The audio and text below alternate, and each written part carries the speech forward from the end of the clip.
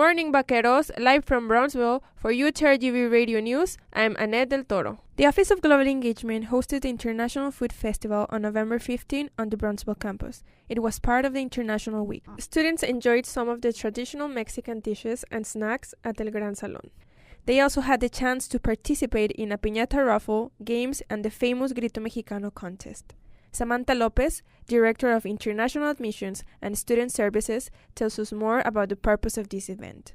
The reason why we do this event is because we want to expose our students to other cultures, to other food. The same thing as we did yesterday with Lebanese food. There were a lot of students that they've never tried that food. So this is a great opportunity for us to expose the students to other cultures of the world. International student from Mexico, Adriana Gonzalez, was at the food festival.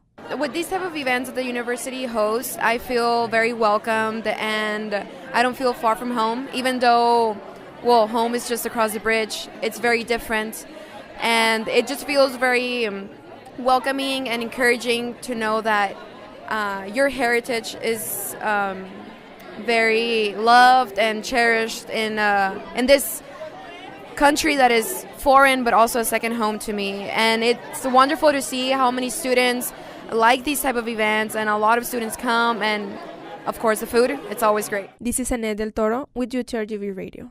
The Edinburgh campus also hosted events in the Edinburgh Ballroom to coincide with International Education Week. On Monday, a study abroad fair was held showcasing all of the study abroad opportunities offered at the university. On Tuesday, students saw a Middle East exhibition. Wednesday had a Multilingua Fest, Thursday had a Language Institute World Expo, and Friday finished the week off with a Picture the World photo contest.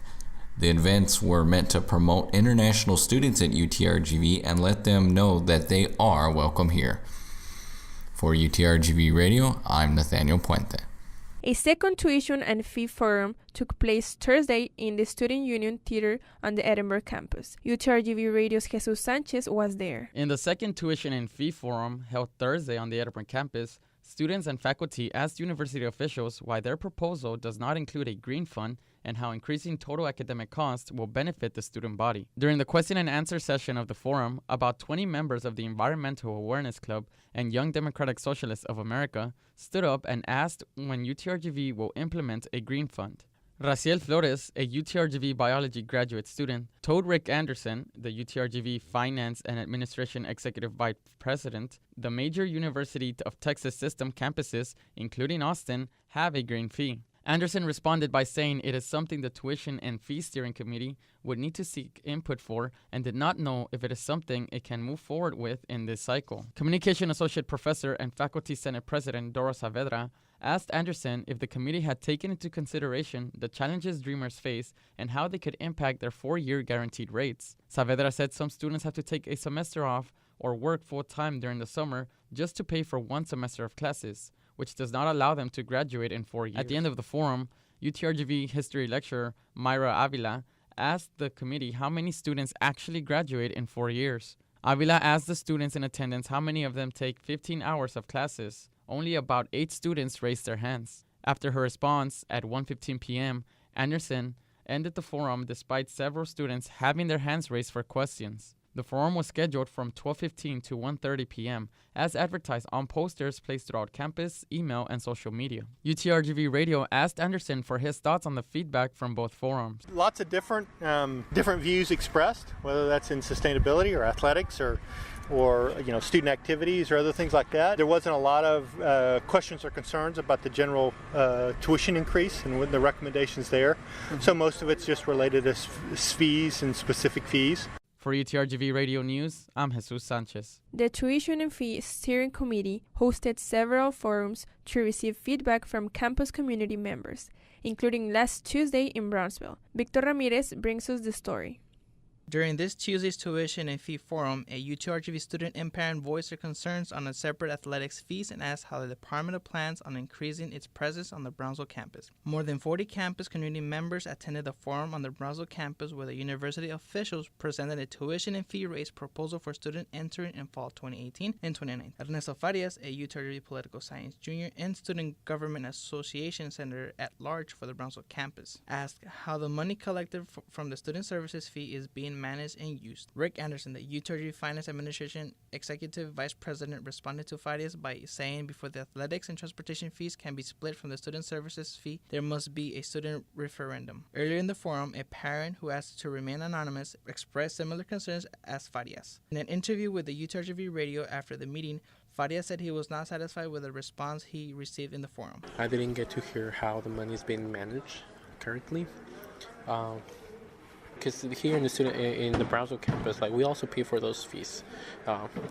So if we pay here, why don't we get to see those things? I know the argument would be, well, you can drive to Edinburg or you can take the shuttle to go, but it's not the same thing. They're not there for us. My argument was like, what is the department doing to show athletics in the Brownsville campus so that at least the students can feel like, oh yeah, I've contributed and I see it. UTRGV Radio spoke with Athletics Director Chris King after the forum, and he said he understands where the concerns from the Brownsville campus community come from. We have done quite a bit as far as the athletic marketing down here on the campus. There's probably a lot of things the students aren't aware of. The students on the Brownsville campus and the students at Edinburg campus or Harlingen campus, they all get the same, whether it's emails, as far as the marketing materials, the information that's sent out to the student body as far as upcoming games and things like that. I mean, no one's any different. For UTRGV Radio News, I'm Victor Ramirez. Now, here's Nathaniel Puente with the latest in UTRGV sports.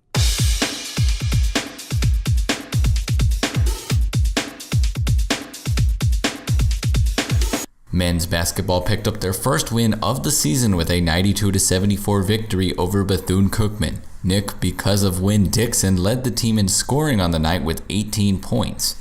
They then traveled to Corpus Christi to face Corpus Christi A&M in the South Texas Showdown and took the game into overtime.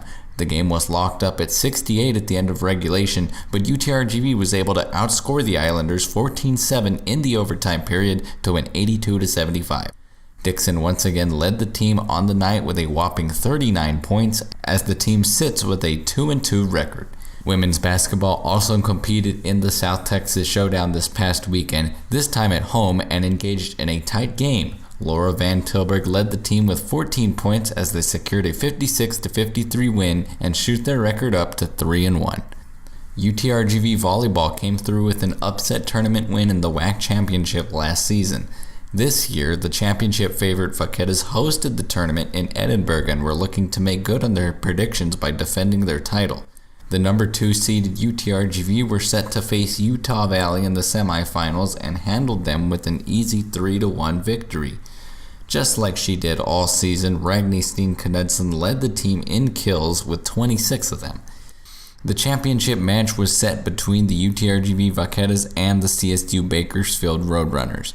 UTRGV would win the first set of the match, but just as they had been involved in an underdog win a year ago, this time they conceded victory to the underdog team as CSU Bakersfield won the next 3 sets to take the WAC championship. The season still ends as a successful one for the Vaquetas, who finished with a 17-12 record. The championship loss was their only loss at home as they finished with an 11-1 home record, the best in program history. This has been Nathaniel Puente with your UTRGV Sports. This completes this week's UTRGV Radio News. Live from Brownsville, I'm Annet del Toro.